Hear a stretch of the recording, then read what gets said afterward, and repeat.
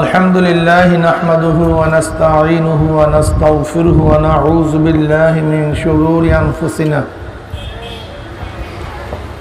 من يهد الله فلا مضل له ومن يضلله فلا هادي له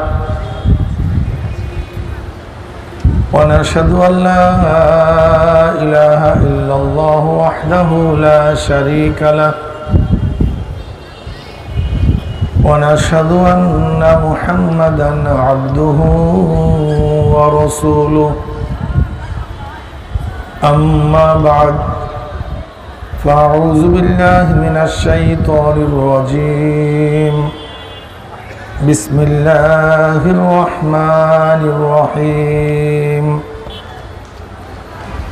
يا أيها الذين آمنوا صلوا عليه وسلموا تسليما اللهم صل على سيدنا ونبينا وحبيبنا مولانا محمد صلى الله عليه وعلى آله وأصحابه وبارك وسلم اللهم صل على سيدنا ونبينا وحبيبنا مولانا محمد صلى الله عليه وعلى آله وأصحابه وبارك وسلم اللهم صل على سيدنا ونبينا وحبيبنا مولانا محمد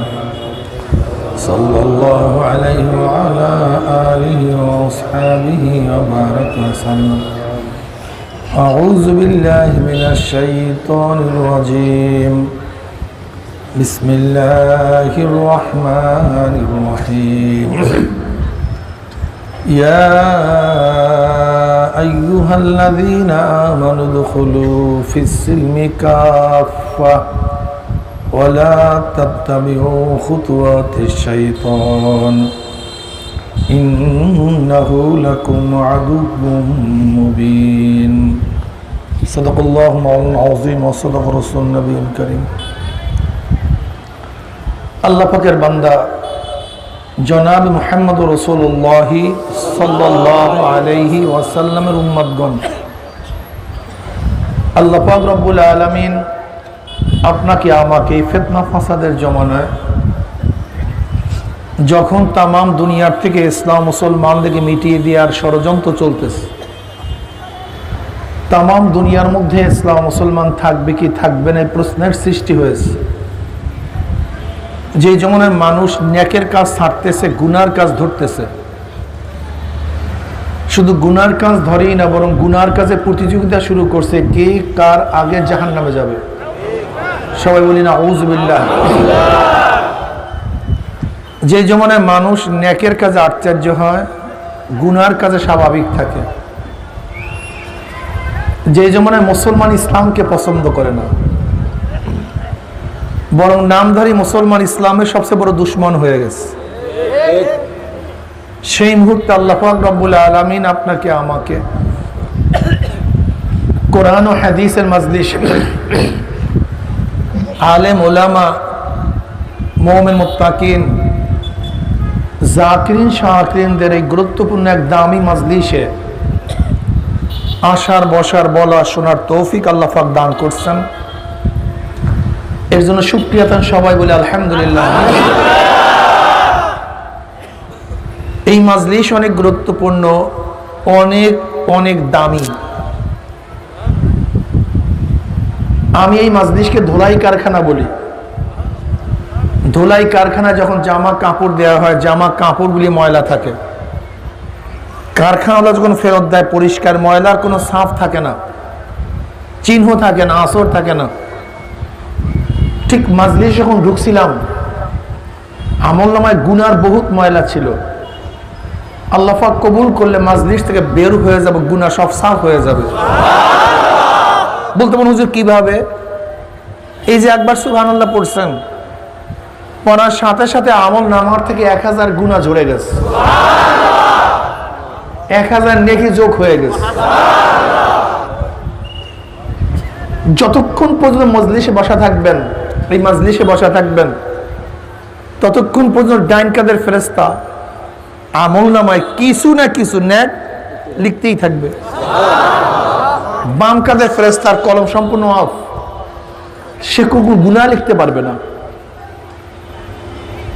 এই মাজলিস এত গুরুত্বপূর্ণ, এত দামি, গোটা এরিয়াকে ফেরেশতারা ঘিরে ফেলেছে। এই মাজলিসকে কেন্দ্র করে বুখারীর মধ্যে এক রওয়ায়াত আসছে, আল্লাহ পাক ফেরেশতাদের সাথে বিভিন্ন প্রশ্ন এবং জবাব দেওয়ার পরে সিদ্ধান্ত দেন, উশহিদুকুম আন্নী ক্বাদ গাফারতু লাহুম। ফেরেশতারা সাক্ষী থাক, গোটা মাজলিসের বান্দাদের গুনাহ আমি সব মাফ করে দিয়েছি। যেহেতু মাজলিস অনেক গুরুত্বপূর্ণ, খুব খেয়ালের সাথে বয়ান শোনা চাই। হামা তন ও মন, আমার শরীর এবং মন একই জায়গায় থাকবে। শরীর এখানে, মন বাড়িতে, বয়ানে কোনো ফায়দা হবে না। শরীর বাড়িতে, মন এখানে, এতেও লাভ নেই। খুব খেয়াল ও ধ্যানের সাথে বয়ান শোনা চাই। তবে হ্যাঁ, যাকে আল্লাহ পাক বুঝ দিবেন সেই দিনের বুঝ পাবেন, যাকে বুঝ দিবেন না, গোটা দুনিয়ার কোনো ব্যক্তি তাকে দিনের বুঝ দিতে পারবে না। ওয়ান মুআবিয়া রাদিয়াল্লাহু তাআলা قال قال رسول الله صلى الله عليه وسلم من يريد الله به خيرا يفقهه في الدين وانما انا قاسم الله يؤتي মুত্তাফাকুন আলাইহির মধ্যে হাদিস আছে। আল্লাহ পাক যাকে পছন্দ করেন, যার খায়রিয়াত কল্যাণ কামনা করেন, আল্লাহ পাক তাকে দ্বীনের বুঝ দান করেন। নবী কি বলেন? ওয়া ইন্নামা আনা কাসিমুন, আমি বন্টনকারী। আল্লাহ ইউতি, আল্লাহ আমাকে দেয়, আমি সেটা বন্টন করি। বাস, কে হেদায়েত পাবে, কে বুঝ পাবে আর পাবে না, এ দায়িত্ব আমার না, এ দায়িত্ব আল্লাহর। খুব কঠিন মাসালা। এই বুঝ সবচেয়ে দামি, এর চেয়ে দামি কোনো জিনিস নেই। এই বুঝের কারণেই কেউ আস্তিক, এই বুঝের কারণেই কেউ নাস্তিক, এই বুঝের কারণেই কেউ হিন্দু, খ্রিস্টান, ইহুদি, বৌদ্ধ, কেউ আবার মুসলমান। এই বুঝের কারণে। যার বুঝ স্রষ্টা নাই, সে তো নাস্তিক হয়ে গেছে। আবার নাস্তিকদের বিশাল এক জামাত, এক দল আছে। নাস্তিকরা আবার দাওয়াতের মেহনতও করে, কিসের জন্য? নাস্তিক বানাবার জন্য। নাস্তিকরা দাওয়াতের মেহনত করে, মারাত্মক মেহনত করে, যা চিন্তা করতে পারবে না, এত মেহনত করে নাস্তিক বানাবার জন্য। বিশাল এক কাফেলা, বিশাল এক চক্রান্ত। এরা রাষ্ট্রীয়ভাবে প্রতিষ্ঠিত, আন্তর্জাতিকভাবে প্রতিষ্ঠিত, খুবই শক্তিশালী। এরা প্রথমত নাস্তিকতার বীজ বপন করে শিক্ষার মাধ্যমে। কিসের মাধ্যমে বলেন সবাই? দেখেন, আমি যদি প্রশ্ন করি মুসলিম সন্তান কেন মুসলমান হয়, হিন্দু সন্তান কেন হিন্দু হয়, যদি এই প্রশ্ন আপনাদের কাছে করি, আপনারা কি জবাব দিবেন? যে হিন্দুর ঘরে জন্ম হওয়ার কারণে কি হিন্দু হয়েছে? মুসলমানের ঘরে জন্ম হওয়ার কারণে কি মুসলমান হয়েছে? না, ব্যাপারটা এরকম না, ব্যাপারটা এরকম না। তাহলে ব্যাপারটা কি? প্রশ্ন করলেই এবং জবাব দিলে আপনারা বুঝতে পারবেন।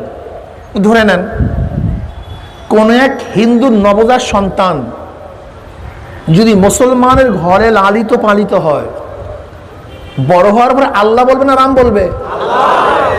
বাচ্চা কার? বলছে কি? বাচ্চা হিন্দুর বলছে আল্লাহ। কারণটা কি? দেখেন,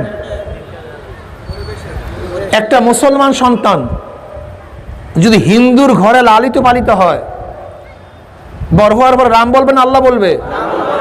বাচ্চা কার? কারণটা কি? তাহলে কি বুঝলাম? জন্ম কোনো ব্যাপার না, কোনো বিষয় না, মূল বিষয় শিক্ষা ও পরিবেশ। কি? হ্যাঁ বলেন সবাই। জন্ম কোনো ব্যাপার না, কোনো বিষয়ই না, মূল বিষয়টাই হলো শিক্ষা ও পরিবেশ। তাহলে কি বুঝলেন? শিক্ষা পরিবেশের মাধ্যমে একটা মানুষকে আদর্শ চেঞ্জ করা যায়, নীতি চেঞ্জ করা যায়, তার ধর্ম চেঞ্জ করা যায়, তার সংস্কৃতি চেঞ্জ করা যায়। করা যায় কি যায় না? আপনারা গ্রামের মধ্যে আসেন না অনেকেই, কিন্তু যখন টাউনের পরিবেশে থাকেন তখন দেখবেন টাউন এবং গ্রামের সংস্কৃতির মধ্যে, পরিবেশের মধ্যে পার্থক্য আছে কি নেই? যারা টাঙ্গাইলে থাকেন, ঢাকায় যদি যান, পরিবেশের মধ্যে কিছু পার্থক্য আছে কি নেই? আবার বাংলাদেশের মানুষ যখন ইউরোপ কান্ট্রিতে যায়, দেখবেন তারা যখন আসে তাদের ডিজাইন, ঢং, কথাবার্তা, সংস্কৃতি, চলাফেরা একটু আলাদা কি আলাদা না? তাই মূল ব্যাপারটা হলো, বলেন তো কি এ ব্যাপারে সবাই একমত না দ্বিমত? এই দুই জায়গাতেই নাস্তিকরা প্রভাব বিস্তার করছে, এই দুই জায়গাতে। এর জন্য ওরা গোটা দুনিয়াকে চেঞ্জ করতে সক্ষম। কিন্তু আপনারা আমার টেনশনই নাই, চিন্তাই নাই। আপনি ভাবছেন মুসলমানের সন্তান, এদেশে 98% মুসলমান, 92% মুসলমান, 95% মুসলমান, যায় কোথায় ইসলাম, ন্যায় কি ইসলাম? কিন্তু আমি যদি প্রশ্ন করি, এখানে যারা আছেন, এই যে টুপিওয়ালা, দাড়িওয়ালা, ওয়াজ নসিহতে যারা আসছেন, তারা নিশ্চিত ইসলামকে পছন্দ করেন, ঠিক না? কিন্তু এর মধ্যে কয়জন ইসলাম মানেন? প্রশ্ন এখানে। ইসলাম পছন্দ করি ঠিকই, মানি কতজনে? ইসলাম বুঝি কতজনে? ইসলাম অনুযায়ী চলি কতজনে? ইসলাম পছন্দ করি কতজনে? যদি বাঁচাই করা হয় অনেকই টিকবো না, জোরে পড়ে যাওয়া।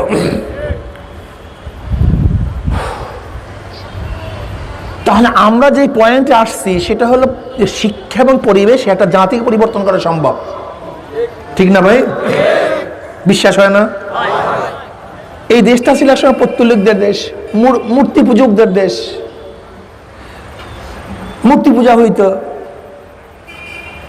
এখানে মুসলমানরা আসছে, দিনের দাওয়াত দিছে। মাইনুদ্দিন চিশতি রহমতুল্লাহ আলাইহির দাওয়াতের ভিত্তিতে তার একার হাতে 1 কোটি হিন্দু মুসলমান হয়েছে, মানে বিজাতি মুসলমান হয়েছে। যখনই মুসলমানের শিক্ষা এবং পরিবেশে মানুষ চলাফেরা করা শুরু করছে, তখন ছিল এক ধরনের সংস্কৃতি, ছিল এক ধরনের আকীদা, বিশ্বাস। কিন্তু মুসলিমদের সংস্পর্শে আসার কারণে, শিক্ষায় শিক্ষিত হওয়ার কারণে জাতি কি হয়ে গেছে? পরিবর্তন হয়েছে কি হয় নাই? আবার দেখা যায় অনেক মুসলমান সন্তান মাদ্রাসায় পড়ছে, হাফেজ, খুব আমলি ছিল, কিন্তু ইউনিভার্সিটির পরিবেশে যাওয়ার পরে, সংস্কৃতি যাওয়ার পরে দেখা যায় পুরো একেবারে ক্লিয়ারলি নাস্তিক হয়ে গেছে। মূল কয়টা জিনিস ভাই? কি কি বলেন তো? এই ব্যাপারে আপনারা সবাই একমত না দ্বিমত? এর জন্য দেখবেন শিক্ষাঙ্গনে নাস্তিকদের থিওরি কিভাবে ঢুকানো হয়েছে। এই যে স্কুল না, এটা কি স্কুল? আজকে গিয়ে দেখেন 9ম ক্লাসের বই উল্টান, সমাজ বিজ্ঞান উল্টান, আজকে গিয়ে 10ম ক্লাসের, সেখানে ডারউইনের থিওরি দেয়া আছে। জীববিজ্ঞানী ডারউইনের theory, the origin of man, মানুষের আদি উৎস কি? আমরা বলি মানুষ আদম থেকে, প্রথম আদমকে সৃষ্টি করছে কে? আল্লাহ। তা আমাদের আদি উৎস মানুষ, মানুষ থেকে। কিন্তু এই বইয়ের মধ্যে লেখা আছে না, মানুষের আদি উৎস বানর থেকে। শুধু একটা থিম, দুইটার দরকার নেই তো, শুধু একটা। যদি কোনো বাচ্চার, কোনো মানুষের মাথার মধ্যে একবার ঢুকে যে আমাদের স্রষ্টা আল্লাহ না, বা আমরা আদম থেকে না, কি মৌলবীরা কি বলে, এই পীরেরা কি বলে, এরা বিজ্ঞান সম্পর্কে কি জানে, বিজ্ঞানের জ্ঞান এদের মধ্যে আছে, কোথাকার এক মোহাম্মদ আসছে, কোথাকার এক কোরআন নিয়ে এসছে, কোথার থেকে? বিজ্ঞানের কোনো যুক্তি নেই। বিজ্ঞান বলতেছে মানুষের আদি উৎস বানর, জানোয়ার, কীট। আর কোথা থেকে মানুষ, মানুষ থেকে, হ্যাঁ ব্যাস। শুধু একটা থিম, একটা থিওরি। ওই যে কয়েকদিন আগে দেখছেন এক হিন্দু উস্তাদ, শিক্ষক, সে যখন এই ক্লাসেরই সমাজ বিজ্ঞান পড়াতে ছিলেন, তখন ছাত্ররা প্রশ্ন করছিল, তা আল্লাহ কি এগুলি ঠিক না, এগুলি মানুষের ধারণা। এই বই পড়াবার সময়, এই বই পড়াবার সময়, বুঝেন না? এখানে নবম ছেলেরা নাই? নবম ক্লাসের ছাত্ররা আসো না তোমরা? কেউ নেই, আসো না নবম ক্লাস ছাত্র? কি তোমাদের থিওরি থেকে মানুষ কিভাবে সৃষ্টি হয়েছে? বানর থেকে। বানর প্রকৃতির থেকে মানুষ সৃষ্টি হয়েছে। এই যে দেখেন, বুঝছেন? লাগবে আর ওয়াজ নসিহত, কোরআন হাদিস লাগবে আর? আজকে বাংলাদেশে মেট্রিকে পরীক্ষা দেয় 23 লক্ষ, 25 লক্ষ সন্তান, 26 লক্ষ সন্তান। খুব কৌশলে মাথার মধ্যে ঢুকানো হচ্ছে যে মানুষ মানুষ থেকে না, মানুষ বানরের থেকে। তুমি কোরআন হাদিস বাটিয়া খাওয়াও, হলুদ মরিচের মতো বাটিয়া খাওয়াও কোরআন হাদিস, ওর মাথার মধ্যে ঢুকবে না। আমার কান তো বন্ধ, আমার চক্ষু তো অন্ধ। অপসংস্কৃতি, ভ্যালেন্টাইন্স ডে, 31st নাইট, বৈশাখী মেলা, এর মাধ্যমে কি হচ্ছে? এগুলি মুসলমান সংস্কৃতি? পেঁচা মুসলমানের সংস্কৃতি, ভূত মুসলমানের সংস্কৃতি, সাপ বিচ্ছু মুসলমানের সংস্কৃতি, কচ্ছ মুসলমানের সংস্কৃতি, বটগাছ মুসলমানের সংস্কৃতি, ঢোল বাদ্য মুসলমানের সংস্কৃতি। দেখেন ঈদের সময় মুসলমান ইবাদত করতে, এবার কৌশলে দেখছেন যুবকদেরকে নামায়া দিছে ট্রাকে ট্রাকে। আপনি ভাবছেন যুবকরা করতেছে? আপনি ভাবছেন যুবকরা করতেছে, এরা ভর্তি করতেছে? এটা আপনার মাথার মধ্যে তো আসছে এইটাই, কিন্তু আপনি জানেন এর পরিকল্পনা কোথা থেকে আসে, কিভাবে আসে? আপনি এবং আমি মুসলমান ইসলামকে এস্টাবলিশ করার জন্য, ইসলামকে প্রোগ্রেস করার জন্য, ইসলামকে শক্তিশালী করার জন্য আল্লাহর কসম করে বলেন কয়দিন চিন্তা করছেন? রাতে শুইয়া শুইয়া বলেন আমাকে, কয়দিন চিন্তা করছেন ইসলাম সব জায়গায় ছড়িয়ে পড়ুক, সমস্ত মুসলমান হয়ে যাক, ইসলামী আদর্শ সব জায়গায় ছড়িয়ে পড়ুক? কয়দিন চিন্তা করছেন আপনি বলেন? একদিনও না। কিন্তু ইসলামকে ধ্বংস করার জন্য হাজার হাজার crore crore million billion dollar, crore crore crore crore million billion dollar ব্যয় করা হচ্ছে শুধু ইসলামকে ধ্বংস করার জন্য। আপনি জানেন অবস্থা কি চলতেছে? খবরই তো নেই। এতে একদল নাস্তিক, আবার যারা মুসলমান আছে এর মধ্যে তার বিভেদ এবং পার্থক্য কোনো শেষ নাই, কোনো সীমা নাই, কোনো সংখ্যা নাই। এই যত গায়রে মুসলিম সবাই ইসলামকে ধ্বংস করার ব্যাপারে একমত। আবার মুসলমানদের মধ্যে গ্রুপ, এই যে হিজবুত তাওহীদ নামে বাইজিদ খান পন্নী আপনাদের টাঙ্গাইলের, এসে ইসলামের কোনো সম্পর্ক আছে আমাকে বলেন? নাম দিছে তৌহিদে জামাত, হিজবুত তাওহীদ, ওই তো তৌহিদে জামাত, হিজবুত তাওহীদ। চিন্তা করতে পারছেন? মাজার পূজার সাথে ইসলামের কোনো সম্পর্ক আছে? বাউল দেশের ইসলামের কোনো সম্পর্ক আছে আমাকে বলেন? লালনের সাথে, লালন এই যে ঈশের কুষ্টিয়ার, এর সাথে ইসলামের কোনো আদৌ কোনো সম্পর্ক আছে আমাকে বলেন তো? এই যে আপনাদের এই এনায়েতপুর, এর সাথে ইসলামের আদৌ কোনো সম্পর্ক আছে? কোনো সম্পর্ক নেই, কিন্তু নাম দিছি ইসলাম। এরপর আসেন যারা একটু নামাজ রোজা করি, এরা তো নামাজ রোজাই করে না টোটালি, কিন্তু যারা নামাজ রোজা করি এর মধ্যে আমার বাইরে হয়েছে কি লামুজহাবি, নাম আহলে হাদিস। এরা কাফেরদের মোকাবেলা ফতুয়া দেয় না, মুশরিকদেরকে ফতুয়া দেয় না, হিন্দুদের ব্যাপারে ক্ষোভ নাই, নাস্তিকদের ব্যাপারে চিন্তা নাই, গোটা দুনিয়া বেপর্দা হয়ে যাইতে এর ব্যাপারে একটা কথা নাই, গোটা মডে গোটা দুনিয়া ভরপুর হয়ে যাইতেছে, কোনো টেনশন এদের মধ্যে। তুই মসজিদে ঢুকলি কেন? যে মসজিদে ঢুকছে এর ব্যাপারে তাদের খুব। তোর নামাজ হয় না, তুই মোর্শেদ, তোর আকীদা ঠিক নেই, তোর ওইটা ঠিক নেই, ব্যাস শুরু হয়ে গেছে। আপনি বুঝেন? এরপরে কি করছে? মসজিদকে আলাদা করে দিচ্ছে। মসজিদ কি? আহলে হাদিস মসজিদ। মাদ্রাসা কি? আহলে হাদিস মাদ্রাসা। গোরস্থান কি? আহলে হাদিস। চিন্তা করছেন একদিনও চিন্তা করছেন? ঘটনা কি? আমরা কি দেখছি? যেই যুগে যেই জামাত ইসলাম থেকে বের হয়ে গেছে, তাদের মসজিদ আলাদা হয়ে গেছে, তাদের গোরস্থান আলাদা হয়ে গেছে। যেমন শিয়ার এক সময় মুসলমান ছিল, মুসলমান থেকে বের হওয়ার পরে তাদের মসজিদের নাম কি? বাহাইর এক সময় মুসলমান ছিল, মুসলমান থেকে বের হওয়ার পরে তার মসজিদের নাম বাহাই মসজিদ। কাদিয়ানের এক সময় মুসলমান ছিল, বের হওয়ার পর তাদের মসজিদের নাম কি? দেখলাম ইসলাম থেকে যুগে যুগে যারা বের হয়ে গেছে তাদের মসজিদ কি হয়ে যায়? এই লামোজাবে আহলে হাদিসরাও ইসলাম থেকে বের হওয়ার কারণে তাদের মসজিদের নাম আহলে হাদিস মসজিদ হয়ে গেছে। আপনি চিন্তা করছেন একদিনও? ভাই যদি মাসালার মধ্যে ইখতিলাফ থাকে, বসবো, সমাধান করব, ফতুয়া কেন? যদি মাসআলার মধ্যে সমস্যা থাকে, ইখতিলাফ থাকে, আমাদের কাজটা কি হওয়া উচিত? সমাধানের জন্য বসবো, সত্যতার জন্য বসবো কেন?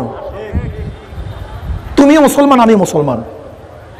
তুমি জান্নাতে যেতে চাও, আমিও জান্নাতে যেতে চাই। তুমি জাহান্নাম থেকে নাজাত চাও, আমিও জাহান্নাম থেকে নাজাত চাই। যদি একই হই, তাহলে মাসআলার মধ্যে যদি ইখতিলাফ থাকে, মতনৈক্য থাকে, আমার কাজটা কি হবে?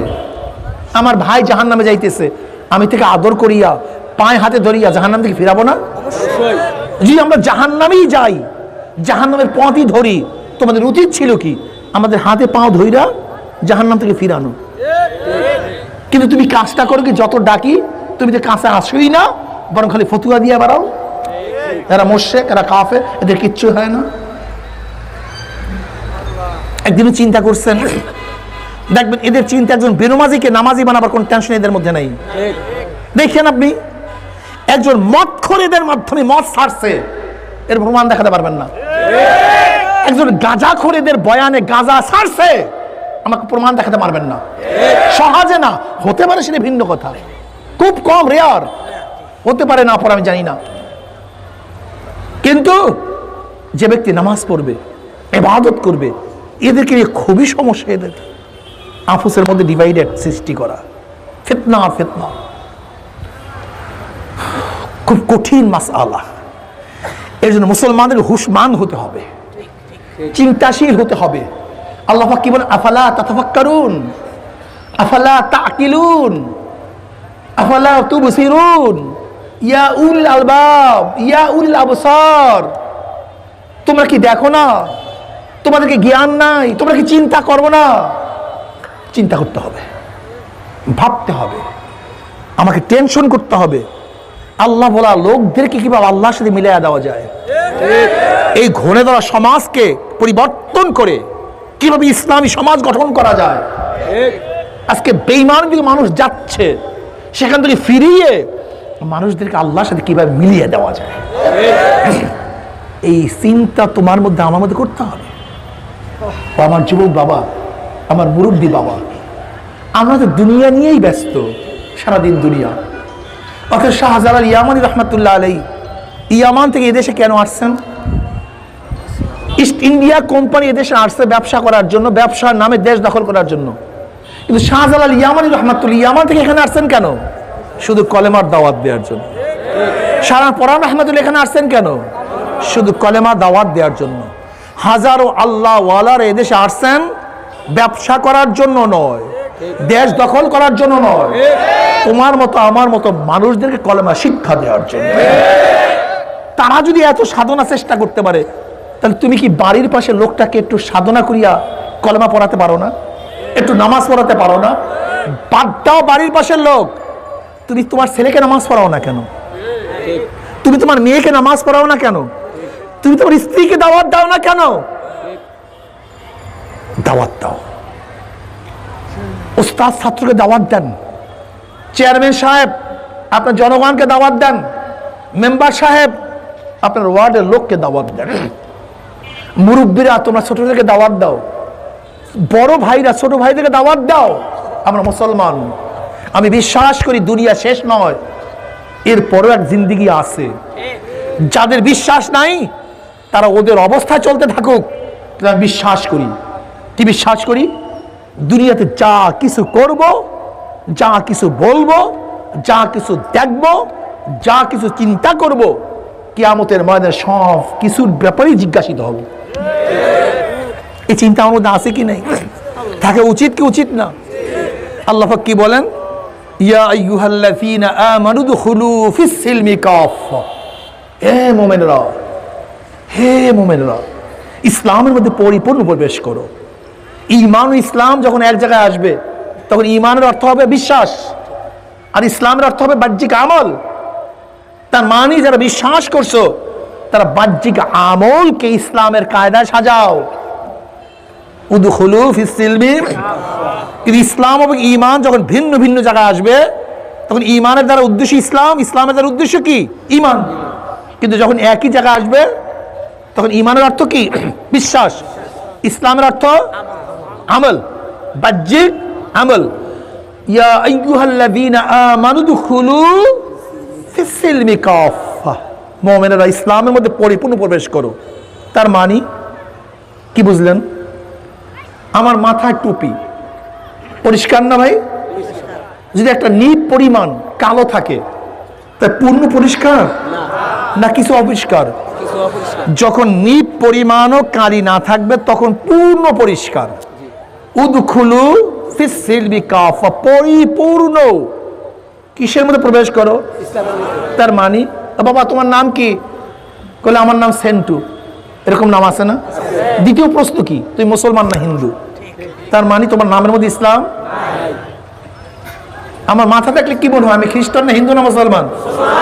কিন্তু অনেকের মাথা থাকলে প্রশ্ন করতে হয় হিন্দু না খ্রিস্টান না মুসলমান। তার মানে মাথার মধ্যে ইসলাম। আমার চেহারা দেখলে কি মনে হয় আমি খ্রিস্টান না হিন্দু না মুসলমান? অনেকের চেহারা দেখলে প্রশ্ন করতে হয়, তার মানে চেহারার মধ্যে ইসলাম। আমার পোশাক দেখলে কি মনে হয় আমি খ্রিস্টান না হিন্দু না মুসলমান? অনেকের পোশাক দেখলে বোঝা যায় না, প্রশ্ন করতে হয়, তার মানে পোশাকের মধ্যে ইসলাম। মেয়ের মধ্যে, ছেলের মধ্যে, ব্যবসার মধ্যে, ঘরের মধ্যে, স্ত্রীর মধ্যে, দলের মধ্যে, নেতার মধ্যে আল্লাহ বলছিল পরিপূর্ণ, পরিপূর্ণ। তা তোমার মাথার মধ্যে নাই, চেহারার মধ্যে নাই, শরীরের মধ্যে নাই, ঘরের মধ্যে নাই, আর তুমি একটা জান্নাতের প্রথম কাতারের লোক দাবি করতেছো? এত সহজ? জান্নাতে যাবা না তা বলছি না, জান্নাতে যাবা না তা বলছি না। জীবনে কোন ব্যক্তি মানুষ একবার যদি আমার আল্লাহকে আল্লাহ বলি আর ডাক দেয়, কয়বার? সে একদিন না একদিন জান্নাতে যেতে পারবে, সেটা ভিন্ন কথা। লেকিন পিঠের চামড়া কিন্তু থাকবে না।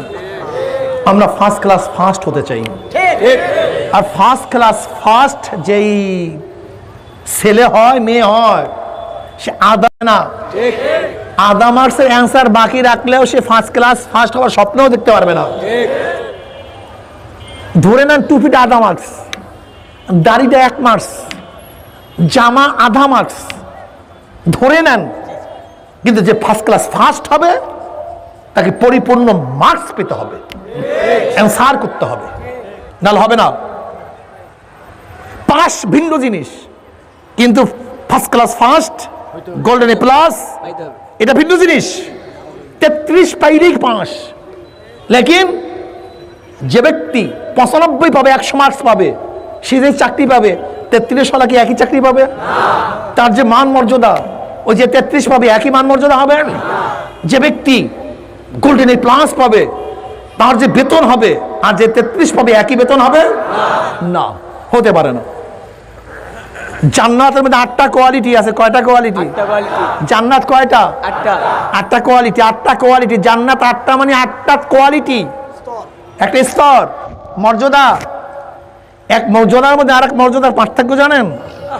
হ্যাঁ, নবী আলাইহিস সালাতু ওয়াস সালাম ফরমান, জান্নাতের এক মর্যাদার মধ্যে আর এক মর্যাদার পার্থক্য হলো এই দুনিয়ার থেকে আসমান যত পার্থক্য, জান্নাতের এক মর্যাদার মধ্যে আর এক মর্যাদা এইভাবে পার্থক্য হয়ে যাবে।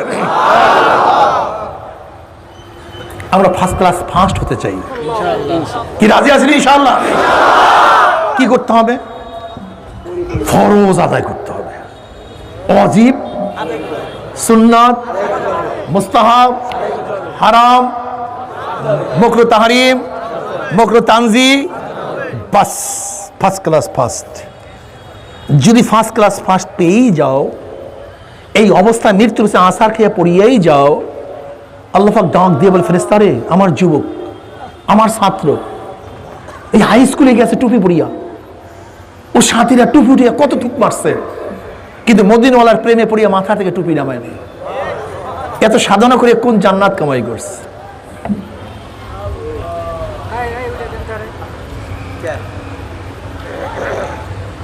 আমার ছাত্র দাঁড়ি রাখিয়া কলেজে গেছে, সাথীরা দাঁড়ি ধরে কত টানা হেসরা করছে, কিন্তু আমার নবীর প্রেমে পড়িয়া মাথার থেকে চেহারা থেকে দাড়ি নামায় নাই, কাটে নাই। এত সাধনা করে কোন জান্নাত কামাই করছে? আমার ছাত্র লম্বা জামা গায়ে ইউনিভার্সিটিতে গেছে, সাথীরা জামা ধরিয়া কত টানা হেসরা করছে, কিন্তু নবীর প্রেমে পড়িয়া লম্বা জামাও গাঁট থেকে নামায় নাই। আমার এই মহিলা এত সুন্দরী, এত সুশ্রী, কত আকর্ষণীয় চেহারা, মাঝে মাঝে চেহারা উন্মোচন করিয়া রাস্তায় বের হওয়ার শখ তার মধ্যে পয়দা হয়েছিল, কিন্তু যখনই বেপরদা অবস্থায় রাস্তায় নামবে হঠাৎ খেয়াল করছে আমার মাওলা নিষেধ করছে। এরকম নাই? আমি বিপর্দা অবস্থায় রাস্তায় নামতে পারবো না। এত সাধনা করে কোন জান্নাত কামাই করছে? আমার যুবক দাড়ি রাখার কারণে তার স্ত্রী ঘরে চলিয়া গেছে, কোন দাড়ির মধ্যে পোস্ট লাগায় নাই। দেখ আমার গরিব, এত গরিব, প্রতিদিন আনছে, প্রতিদিন খাইছে, অনেক সময় না খাইয়াও ঘুমায়া রইছে। বাচ্চাগুলি ক্ষুধার কারণে ট্যাঁটা ট্যাঁটা শব্দ করছে, এরপরও এক লোকমা হারামও তার পেটের মধ্যে ঢুকায় নাই। এত সাধনা করিয়া কোন জান্নাত কামাই করছে? দেখ আমার যুবককে এত মেধা দান করছি, এত জ্ঞান দান করছি। দুনিয়ার রাজনীতি করলে এমপি হইতে পারতো, মিনিস্টার হইতে পারতো, কিন্তু দুনিয়ার ক্ষমতার উপর লাথি মারি ইসলাম ছাড়ে নাই। না কোনো দুনিয়ার কোনো স্বার্থ আমি অর্জন করব না, দুনিয়ার কোনো পদের দরকার নাই। কিসের এমপি, কিসের মিনিস্টার? এই যে আবুল মাল আব্দুল মুহিত সাহেব দুইবারের সফল, কিন্তু দেখা যায় হসপিটাল পড়িয়ে আছে। যখন ক্ষমতা ছাড়িয়া ঢাকার থেকে গেছে, দেখেন নাই সিলেটে হুইল চেয়ার ধরবে এরকম লোক পাওয়া যায় নাই। হুইল চেয়ার ধরবে, অথচ দুইবারের সফল অর্থমন্ত্রী, সফল অর্থমন্ত্রী, সব স্বার্থপর। আজকে যে দলের জন্য কাজ করতেছে, আজকে দলের খেলাফ করিয়া দেখো, কালকে দেখবা তোমার বিরুদ্ধে দল লাগিয়া গেছে। আজকে এই নেতার জন্য পাগল হয়ে গেছো, একদিন নেতার খেলাফ করিয়া দেখো, পরের দিন দেখবা নেতাই তোমার সবচেয়ে বড় দুশ্মন হয়ে গেছে। যেই বাচ্চার জন্য, ছেলের জন্য এত কিছু করছো, ছেলের বিরুদ্ধে করো, দেখবা ছেলে তোমার সবচেয়ে বড় শত্রু হয়ে যাবে। দুনিয়া তো কিছু না। তুমি কি দেখো নাই ফেনীতে করোনার সময়, প্রথম করোনার সময় ফেনীতে এক ব্যক্তি চিটাঙের এক পেট্রোল পাম্পে চাকরি করিয়া বহুত কষ্ট করিয়া দোতলা একটা ছোট্ট বিল্ডিং করছে। যখন পরিবারের সবাই জানছে করোনা হয়েছে, ওই ব্যক্তিকে দোতলার থেকে নিচে নামাইয়া দিছে, একটা রুমের মধ্যে তালাবদ্ধ করিয়া দিছে। তার কাছেও কেউ যায় না। বাবা তার ছেলেকে ডাক দিয়ে বলে, হ্যাঁ আমার বাবা, আমাকে এক গ্লাস পানি দাও। ছেলে বাবাকে পানি দেয় নাই, মেয়েকে ডাক দেয়, মা আমাকে এক গ্লাস পানি দাও। মেয়েও তার কাছে পানি নেওয়া যায় নাই। স্ত্রীকে বলছে আমাকে এক গ্লাস পানি দাও, স্ত্রীও তার কাছে পানি নেওয়া যায় নাই। সবাই মিডিয়ায় দেখছো, স্ত্রীও তার কাছে পানি নেওয়া যায় না, ছেলেও যায় না, মেয়েও যায় নাই। পানি পানি করতে করতে ব্যক্তি দুনিয়া থেকে বিদায় হয়ে গেছে। যখন পরিবারের সবাই জানছে ব্যক্তি মারা গেছে, তারা ঘরের টানা বন্ধ করিয়া বাড়ি থেকে বিদায় হয়ে গেছে। এরপরে এলাকার চেয়ারম্যান, মেম্বার, অন্য অন্য মানুষ জানার পরে তালা ভাঙ্গিয়া তাকে দাফন কাপড়ের ব্যবস্থা করছে। এ আমার মুসলমান বাবারা, যুবক বাবারা, মুরব্বী বাবারা, দুনিয়া কিছু না, দুনিয়া কিছু না। বিপদে পড়িয়া দেখো, বিপদে পড়িয়া দেখো, কিছু না। বাবার আজকে যাদের জন্য যত কিছু করি, তুমি আমি মারা গেলে তোমাকে আমাকে সময় ভুলিয়া যাবে।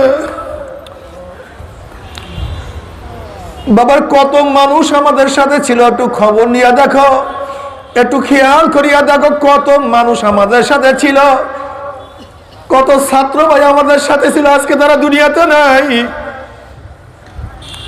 আমার ভাই নাই, আমার বাবা নাই, আমার মা নাই, বন্ধু নাই, পাড়ার ওই ব্যক্তি নাই, দাদা নাই, দাদু নাই, নানা নাই, নানু নাই। আমি তুমি একদিন দুনিয়াতে থাকবো না। কি নিয়ে রওনা করছো, কোথায় রওনা করছো? খবরদার, মাওলাকে রাজি খুশি না করিয়া কেউ মাওলার কবরে যাইও না। দুনিয়ায় খাইলেও মারা যাব, না খাইলেও মারা যাব, প্রেসিডেন্ট হইলেও মারা যাব, প্রজা হইলেও মারা যাব। তুমি কি দেখো নাই যে ঔষধ বানাইছে সেও দুনিয়ার থেকে বিদায় হয়ে গেছে, যে ঔষধ বিক্রি করছে সেও দুনিয়ার থেকে বিদায় হয়ে গেছে, যেই ডাক্তার প্রেসক্রিপশন করছে সেও দুনিয়ার থেকে বিদায় হয়ে গেছে, যেই রোগী ঔষধ সেবন করছে সেও মারা গেছে, যেই জজ সাহেব ফাঁসির রায় লিখছে সেও মারা গেছে, যেই জল্লাদ ফাঁসি কার্যকারী করছে সেও মারা গেছে, যাকে কার্যকারী করছে সেও দুনিয়ার থেকে বিদায় হয়ে গেছে। ধনীও নাই, গরিবও নাই, শিক্ষিত নাই, মূর্খ নাই। তুমি আমি একদিন থাকবো না। কি নিয়ে রওনা করছো, কোথায় রওনা করছো? খবরদার, মুসাফির হিসাব নিকাশ না মিলাইয়া কেউ মাওলার কবরে যাইও না। যদি মাওলাকে নিয়ে কবরে যাইতেই পারো, খুব মজা, খুব মজা। জনাব মুহাম্মদ রাসূলুল্লাহ সাল্লাল্লাহু আলাইহি ওয়াসাল্লামের রওজার সাথে যখন সুরাক হয়ে যাবে, রাস্তা হয়ে যাবে, ফেরেশতারা প্রশ্ন করে, মান হাযা রাজুল, চেনো তুমি ওই ব্যক্তিকে? তখন যুবক মুরব্বী দেখিয়ে চিনিয়া ফেলাইবে, আমার নবীর মাথার সাথে তার মাথার মিল, নবীর চেহারার সাথে মিল, পোশাকের সাথে মিল, নীতির সাথে মিল, আদর্শের সাথে মিল, নবীর দলের সাথে মিল, তার নেতার সাথে আমার নবীর মিল। অমনি বলবে যে আমার নবী জনাব মুহাম্মদ রাসূলুল্লাহ সাল্লাল্লাহু আলাইহি ওয়াসাল্লাম। অমনি আমার মাওলা ডাক দিয়ে বলবে, সাদাকা আবদি, আমার বান্দা সত্য কথা বলছে। ওয়া আফরুশুল ফরাশা মিনাল জান্নাহ ওয়াল বিসু মিনাল জান্নাহ, এ ফেরেশতা আমার বান্দা বান্দির গায়ের মধ্যে জান্নাতের পোশাক লাগাইয়া দে, জান্নাতের বিছানা বিছাইয়া দে, জান্নাতের নাজ নেয়ামত দ্বারা গোটা কবরটাকে ভরিয়া দে। আল্লাহ তুমি কবুল করিয়া নাও, আল্লাহ তুমি কবুল করিয়া নাও।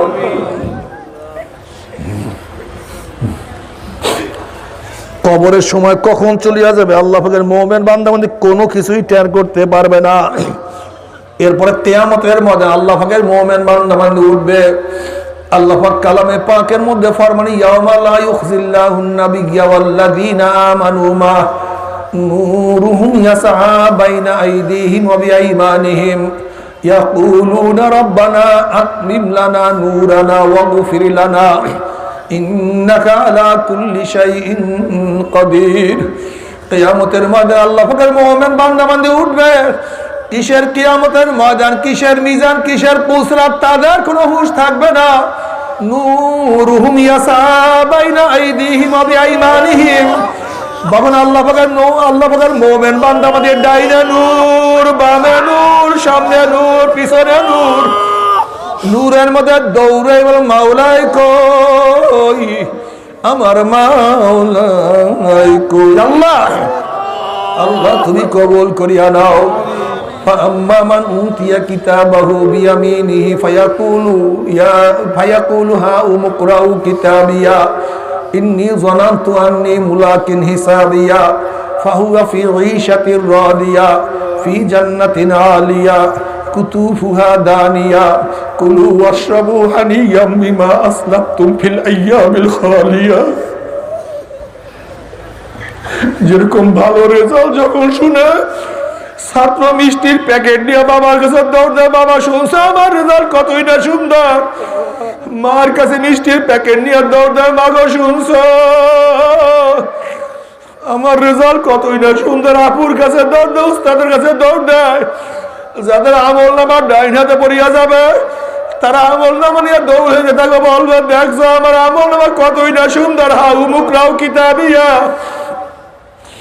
পড়িয়া দেখো আমার আমল নামা কত নামাজের নেক, কত রোজার নেক, কত তেলাওয়াত, কত জিকির, কত ফিকির, কত দানের নেক আমার আমল নামা চলে আসছে। আমি দুনিয়াতে বসিয়া সবসময় চিন্তা করতাম, ইন্নী গনান্তু আন্নী মুলাকিন হিসাবিয়া, আমি প্রত্যেকটা দেখার আগে চিন্তা করতাম এই দেখার ব্যাপারে আমার মাওলা জিজ্ঞাসা করবে, বলার আগে চিন্তা করতাম এই বলার ব্যাপারে মাওলা জিজ্ঞাসা করবে।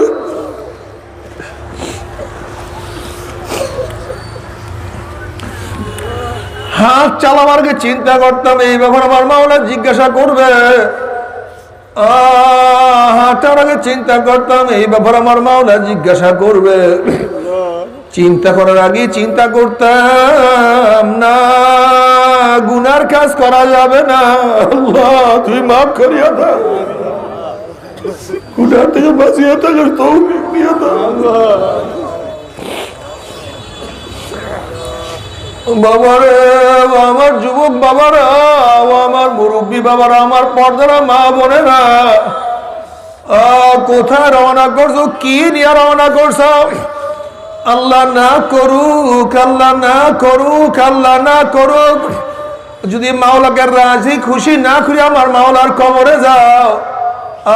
জনাবে মুহাম্মদুর রাসূলুল্লাহ সাল্লাল্লাহু আলাইহি ওয়াসাল্লামের রওজা পাকের সাথে যখন সুরাক হয়ে যাবে, রাস্তা হয়ে যাবে, ফেরেশতারা প্রশ্ন মান হাজার রজুল, চেন ওই ব্যক্তিকে?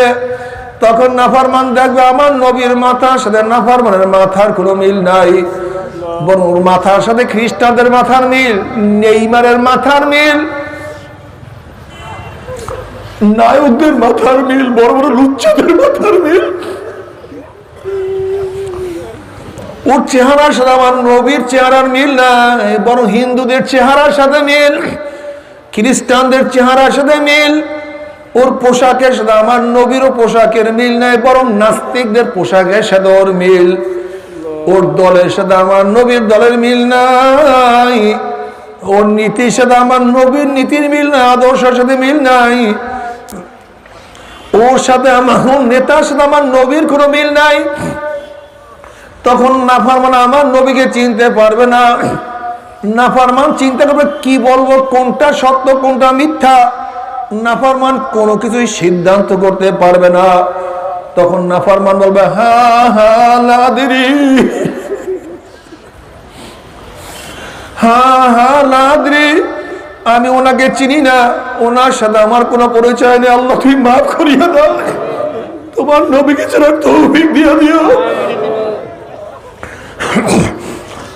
বলবে হা হা লাদরি, আমি ওনাকে চিনি না।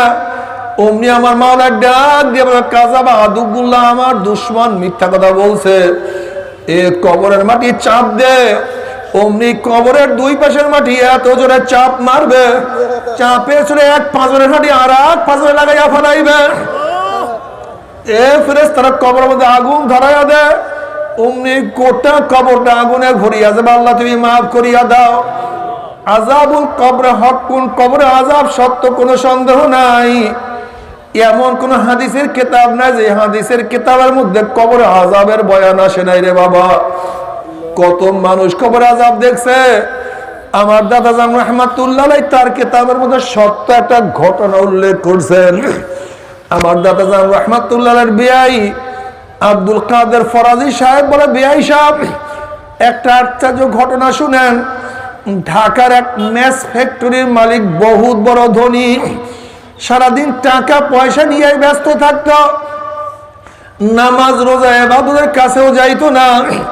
ওই ব্যক্তি মারা যাওয়ার পরে আব্দুল কাদের ফরাজি সাহেব বলে, বেয়াই আমরা সবাই তাকে দাফন করিয়া চলে আসছি। কিছুক্ষণ পরে তার ছেলে বলতে আছে, আমার 1000 টাকার একটা চেক পড়িয়া গেছে। সবাই পরামর্শ করলো, এই মাত্র তো খবর দিলাম, চেকটাকে নষ্ট করিয়া কি লাভ। যখন সবাই পরামর্শ করিয়া কবর খনন করা শুরু করছে, মাটি উঠাবার পরেই হঠাৎ কবরের থেকে ধোঁয়া বাইর হওয়া শুরু হয়েছে। আমরা চিন্তা করলাম কিছু না, যখন আস্তে আস্তে বাঁশ উঠানো শুরু করছে, হঠাৎ যখন লাশের দিকে নজর পড়ছে, দেখে লাশের জিভটা টানিয়া না বিস্তার ঝুলাইয়া ফেলাইছে, চেয়ারটা শুয়ারের সুরাত হয়ে গেছে।